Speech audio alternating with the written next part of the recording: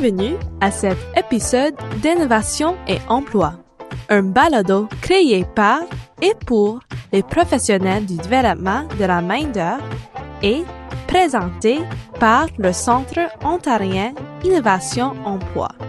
Cette série de balados demande aux leaders du secteur du développement de la main-d'œuvre de partager leurs idées, leurs expériences et leurs solutions pour répondre aux besoins en main-d'œuvre de l'Ontario. Je suis votre animatrice, Connie Tang, et dans les coulisses, nous avons notre producteur, Noah Snyderman. Dans l'épisode d'aujourd'hui, nous accueillons Denis Shank dans notre bureau de Toronto. Denis est le directeur de la Northeastern Ontario Construction Association, un organisme de premier plan qui contribue à renforcer et à faire progresser l'industrie de la construction dans le nord de l'Ontario. Il est ici aujourd'hui pour nous en dire plus sur les défis de la main-d'œuvre dans les métiers spécialisés. Bonjour Denis, merci d'être ici. Bienvenue à OCO Year. Alors, je suis très contente que nous puissions discuter en personne. Merci beaucoup d'être venu ici de Sudbury. C'est un plaisir de vous avoir parmi nous aujourd'hui. Merci. Pour commencer, pouvez-nous parler de votre expérience et de votre rôle au sein de la Northeastern Ontario Construction Association ou, en brèvement, NOCA? Ça fait 25 ans que je suis dans l'industrie de la construction. Puis ça fait 10 ans que je suis dans la tâche que je suis aujourd'hui. Excellent. Alors, vous avez une vaste expérience, vous avez 25 ans dans le secteur de la construction et des métiers spécialisés. Alors, je pense qu'il serait plus utile que vous nous parliez brièvement du système d'apprentissage de l'Ontario. Alors, à quoi ressemble ce système en Ontario? Notre système d'apprentissage n'est pas unique. C'est semblable dans d'autres métiers.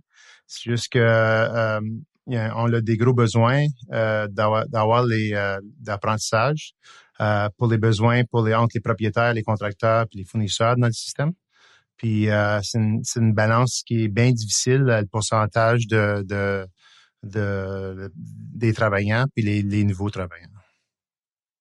Alors, ça, c'est une brève contexte pour nos auditeurs. Quels seraient les défis pour l'industrie de métiers spécialisés? Comme dans d'autres secteurs, comme je dis, on a le vieillissement de notre main-d'œuvre, on a la pénurie de l'apprenti, les faibles taux de rétention, le débauchage des personnels, puis c'est comme je dis, il n'y a rien de nouveau dans notre secteur. C'est semblable pour les professeurs, pour les étudiants, pour les docteurs. On a des besoins de partout. Mm-hmm.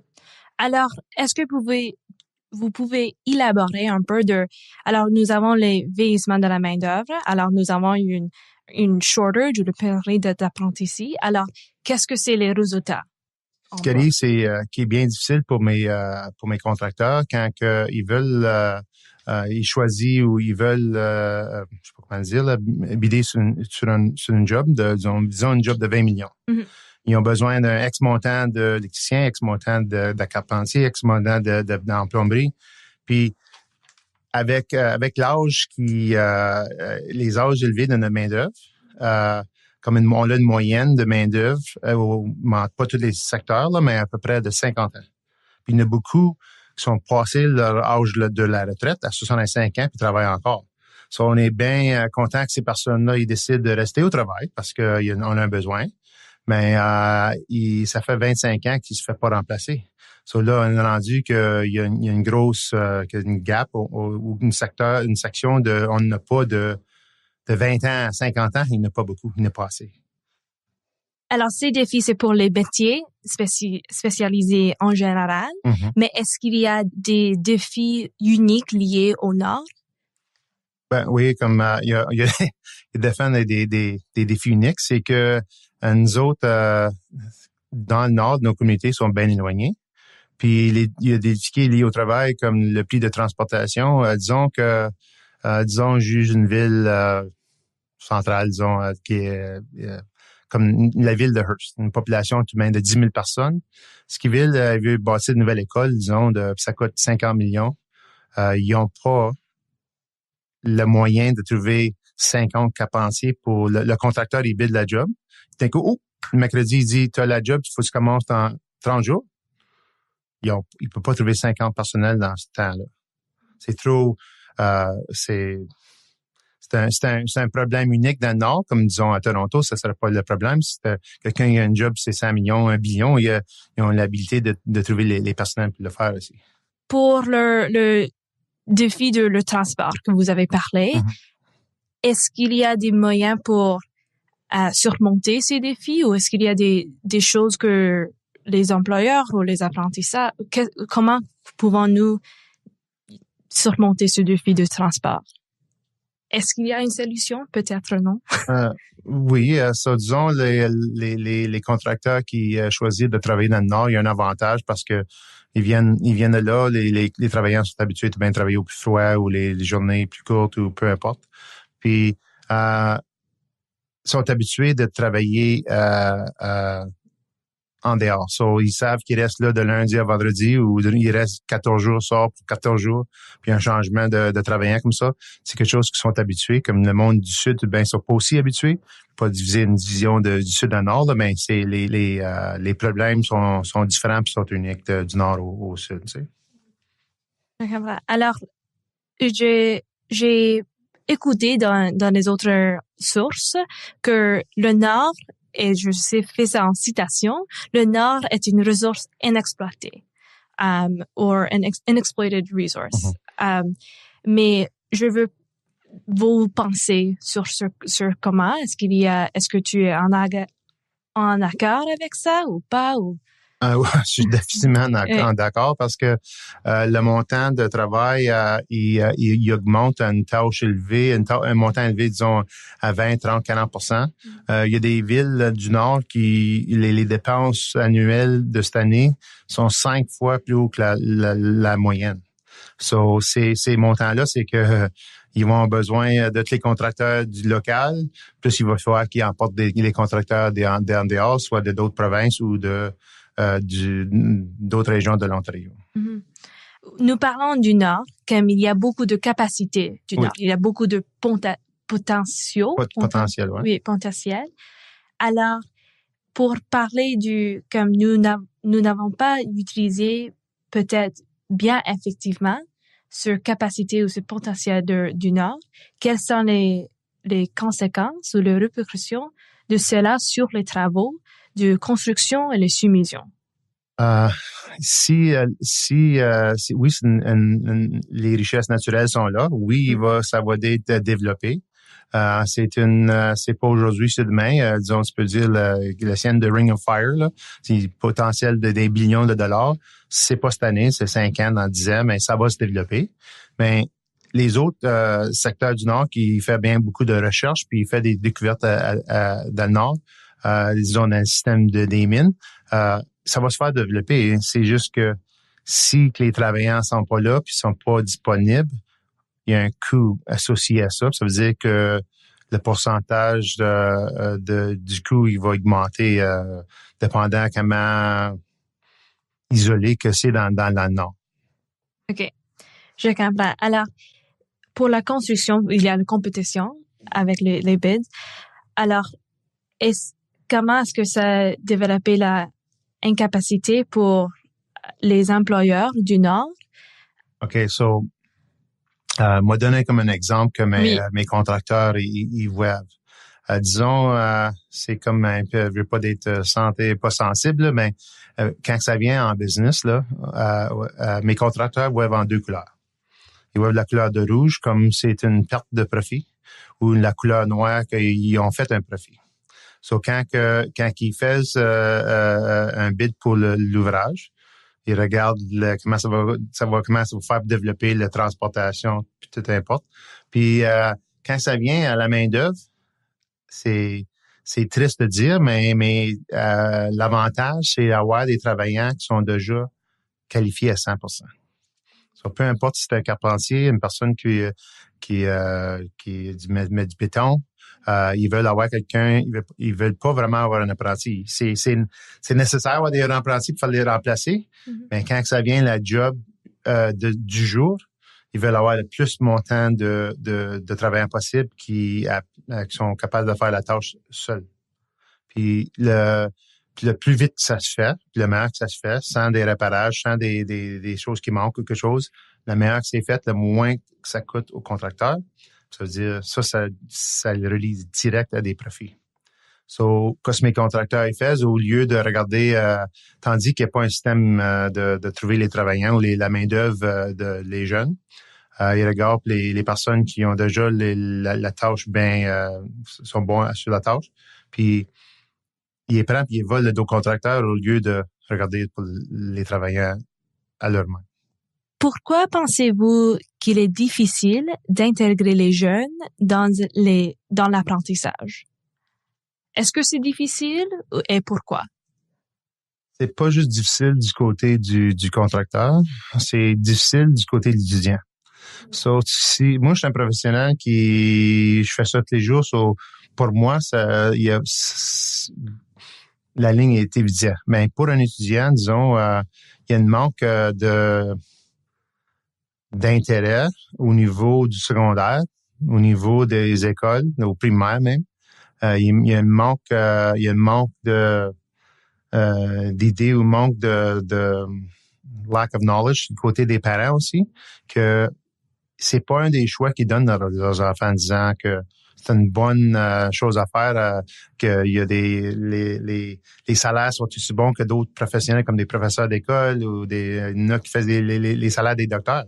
So, ils pensent pas comme c'est un premier choix. C'est pas quelque chose qu'ils pensent que, comme dans le vieux temps, là, disons, t'es un mineur, c'est un job qui est sale, ce qui est dangereux, tu travailles aux frettes. Juste les mineurs d'aujourd'hui, comme moi je viens de Sudbury, il y a beaucoup des nouvelles milles sont faites toutes électroniques. So, les gars des mineurs qui runnent l'équipement en dessous de la terre sont sur sa surface dans un office. Puis ils runnent l'équipement, c'est comme des joysticks, comme une game de Nintendo, là. Ils runnent les pelles puis l'équipement en dessous de la terre, tout pas électronique, mais remote. Ils font ça tout comme des remote control qui runnent les machines en dessous de la terre. So, c'est pas une tâche c'est pas quelque chose qui est. Ça a changé beaucoup dans les derniers 30 à 40 ans. C'est pas les électriciens, toutes les menuiseries, c'est pas comme c'était avant. C'est toutes les fabrications, c'est fait en dents ou il y a du shoring où c'est le temps chauffé. C'est pas comme sont dehors à pluie là, puis travail. C'est plus de même aujourd'hui.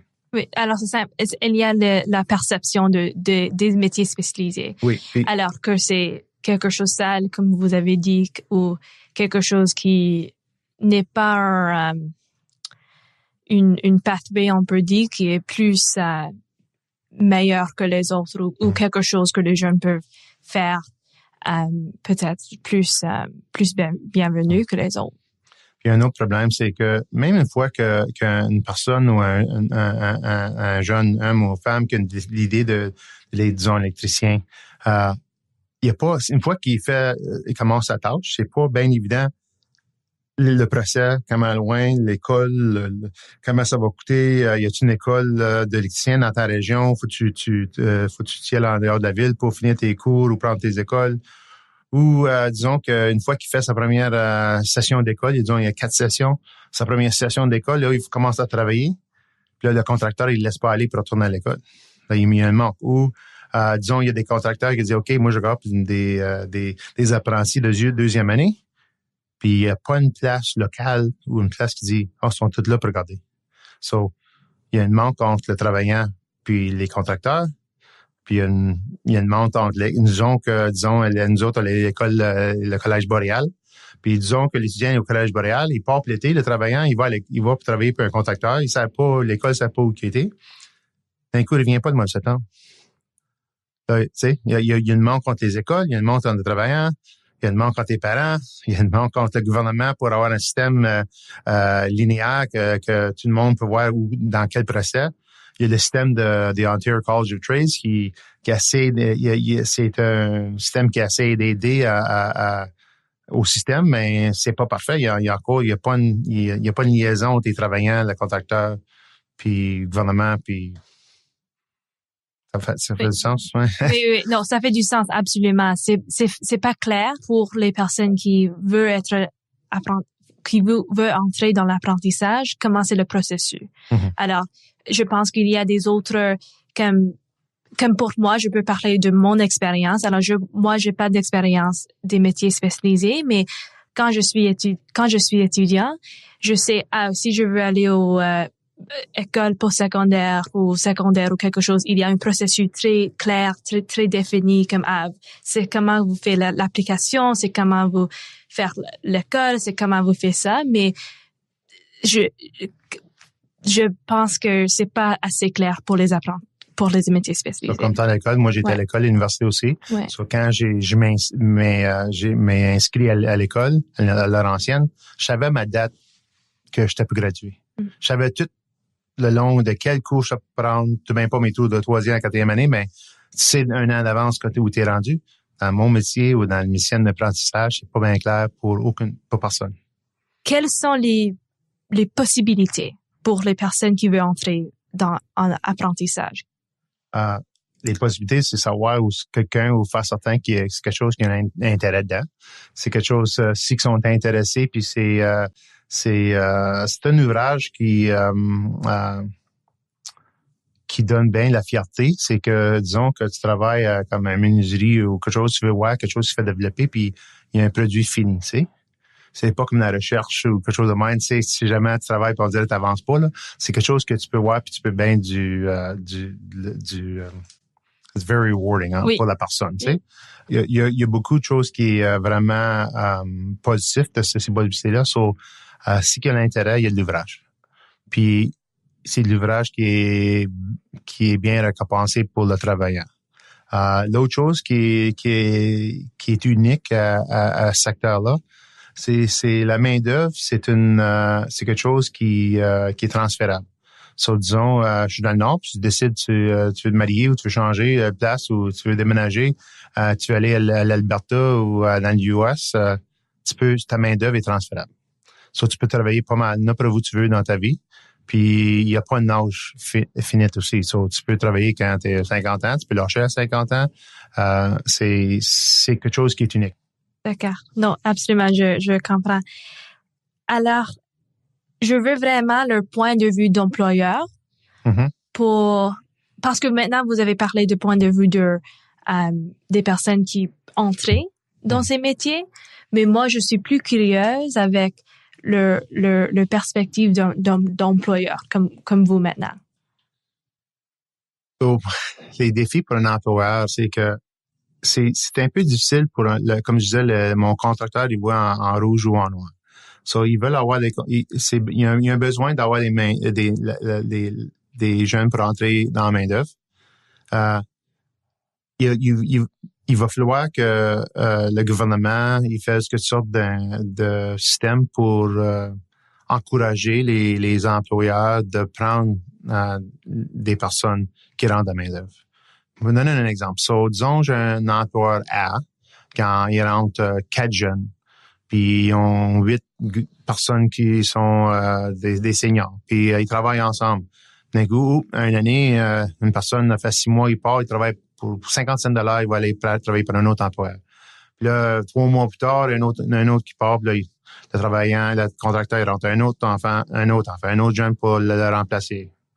D'un coup, disons, t'arrives là, tu penses qu'ils vont rester, puis ils sont juste à la veille d'avoir leur papier, puis ils sont certifiés dans le métier, puis soit juste avant ou juste au suite que leur papier, OK, là, ils veulent partir parce qu'il y a un autre employeur au bord de la rue qui va faire un $1 de plus.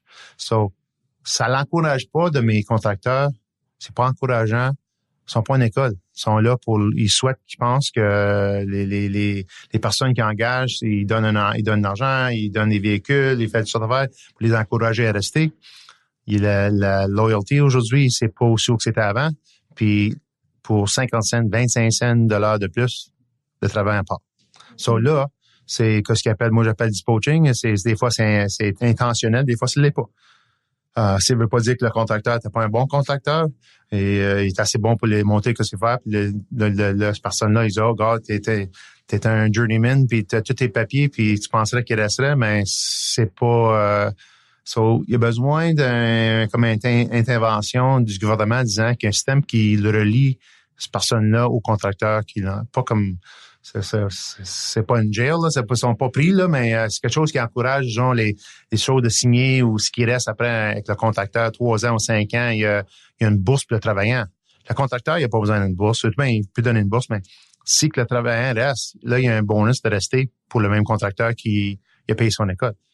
C'est le travaillant qui a besoin de mettre l'intérêt dessus ou l'attention dessus, faire certain que lui, il reste avec l'employeur qui l'a entraîné. Tu comprends-tu que pourquoi que l'avantage faut qu'il y ait avec le travaillant puis pas avec le contracteur? Parce qu'un contracteur, disons, il donne $1,000 après 3 ans, là, ça dit rien. L'employeur, lui, a besoin d'une personne qui fait l'ouvrage, puis vient tous les jours, puis c'est ça qui est important pour l'employeur. Mais il y a des contracteurs dans le Nord qui ont un système semblable. Disons, je vais pas dire un nom du contracteur, mais lui, c'est comme même proche qu'un contrat qui il trouve des personnes qui commencent, il vient juste de commencer l'intérêt. Puis il commence, il est busy quand il va aller à l'école, il donne un véhicule, il est payé pendant qu'il va à l'école, tout ça. Puis ce qui reste pas 5 ans après qu'il est gradué, il y a un montant qu'il faut qu'il repaye. Puis là, il souhaite que cette personne-là, après 5 ans, son système, il a tout bien avancé dans la compagnie. Puis là, c'est pas le taux, mais le pourcentage qui est de retention number, il est élevé, comme dans les 95, là. C'est rare que le monde part après ça. Ben, ça, c'est une personne qui a pris ça seulement sur lui-même. Si c'est un système gouvernemental, quelque chose de même, ça l'aiderait. C'est pas tout le monde qui a des compagnies où il y a une tâche, un système un niche, very niche market, là, où il n'y a personne d'autre, qu'il n'y a pas de compétiteurs, eux autres sont capables de faire. Mais les 5 qui bident avec 10 autres contracteurs, là, ils peuvent pas commencer à donner des bonus de 10 000 $ pour qu'ils restent. Là, ça marche pas, ça.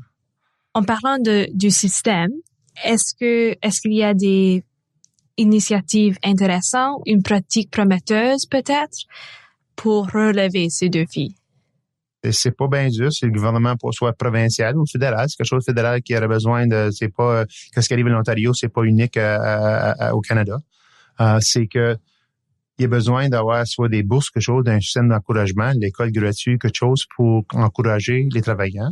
Puis s'il ne reste pas l'employeur, il faut qu'il paye les écoles.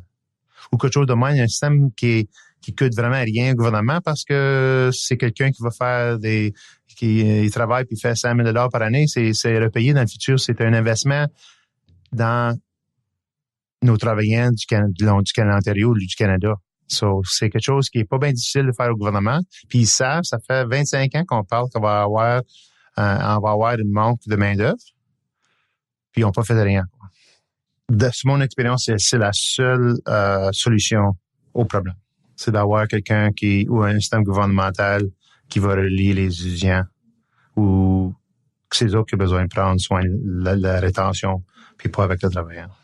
Alors, quand vous avez parlé du rôle du gouvernement pour la solution, dans ton avis, est-ce que vous pensez que le gouvernement a fait des choses de progrès pour cette affaire? Le gouvernement, ils ont changé ça, ils ont créé le OCOT, qui c'est quelque chose ça c'est le sujet qui a divisé mon industrie le plus que j'ai jamais vu dans ma vie. Pourquoi c'est divisé? Il y a du monde qui sont pour OCOT, puis il y en a qui sont contre. Disons, c'est pas les unions, pas l'union, qui pour ou contre. Et il y a un système parce que dans mon métier, il y a 100, en OCOT, je pense qu'il y a 146 métiers. Puis dans mon secteur de construction, il y a 8 qui sont obligatoires.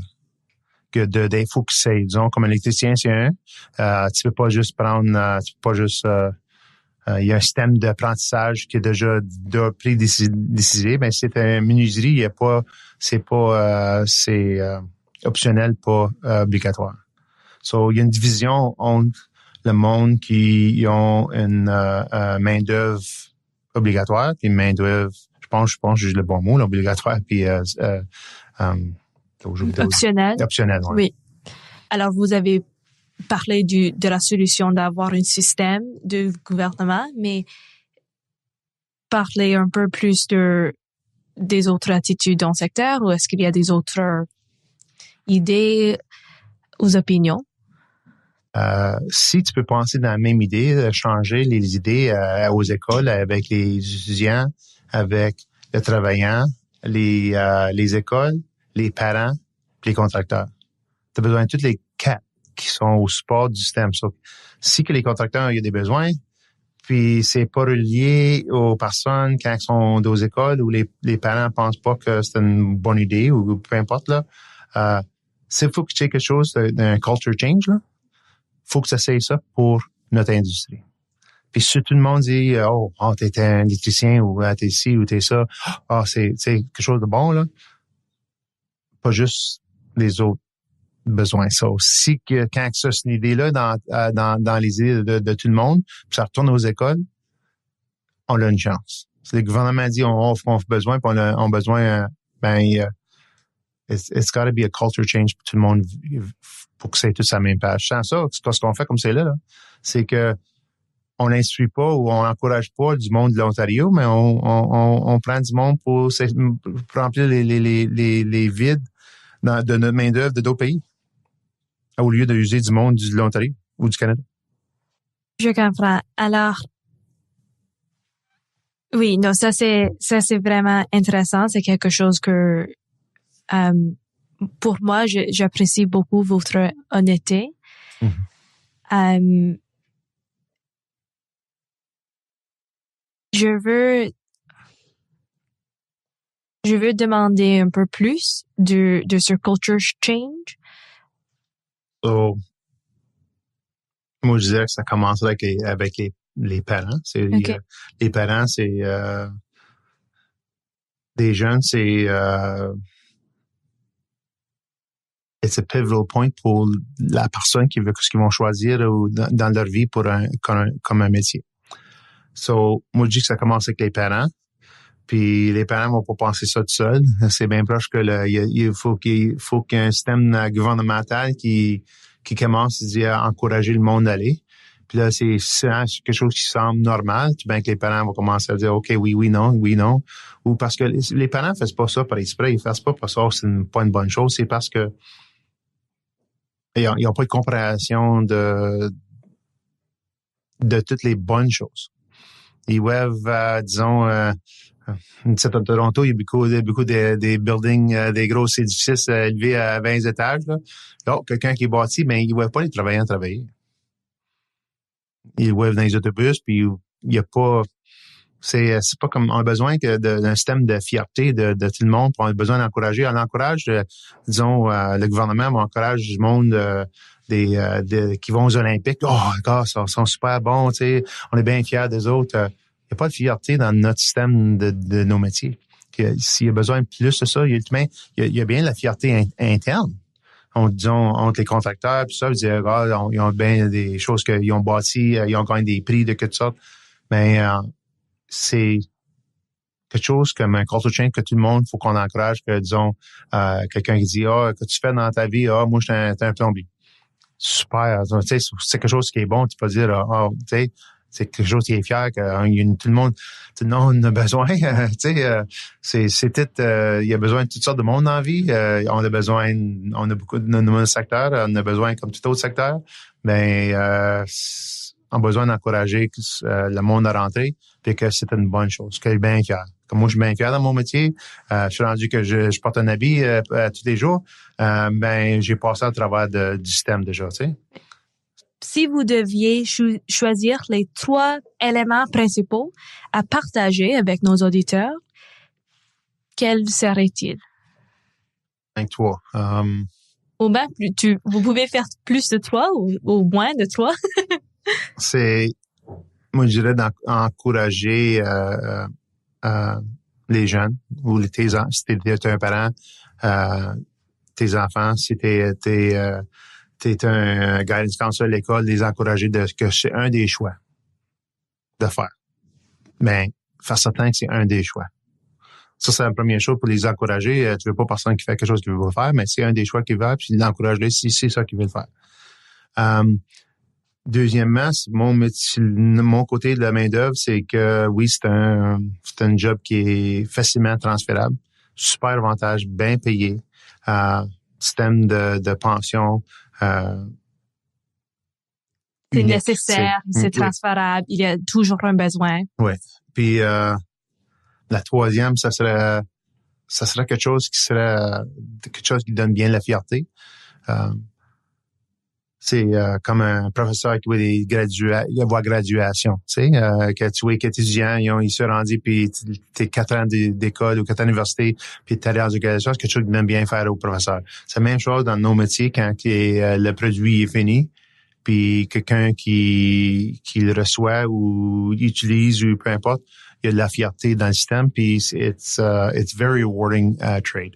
C'est que moi j'avais un grand-père qui a travaillé dans un métier de menuiserie, puis il a fait ça pour 35 ans. Il a eu une belle vie, mais quand il est resté avec moi pour ses derniers 8 ans de sa vie, puis j'étais chanceux de mon employeur, il me laissait emporter mon grand-père. Puis quand on se promenait dans la ville ou d'autres villes, il disait j'ai bâti cette école-là, cette église-là, wow. Le gym d'école, c'est moi qui ai mis le bois franc dans ça nous a pris 38 jours. Il se rappelle de tout ça, puis il a bien la fierté de quelque chose qu'il avait fait, ça faisait 30 ans qu'il avait complété. Puis ces écoles, les églises sont toutes encore là, tu sais. Ça a donné bien de la fierté. Puis quand j'ai vu ça, comment important que c'est pour certaines personnes, disons, de système qui le mettait complet comme une personne, c'est quelque chose qui est pas tout dans tous les endroits. Non, et pour moi, c'est vraiment émouvant pour vous entendre maintenant. Mm-hmm. Je peux vraiment sentir ton passion, ton fierté, et c'est quelque chose que c'est vraiment émouvant. Alors, merci beaucoup, Denis. Merci, un plaisir.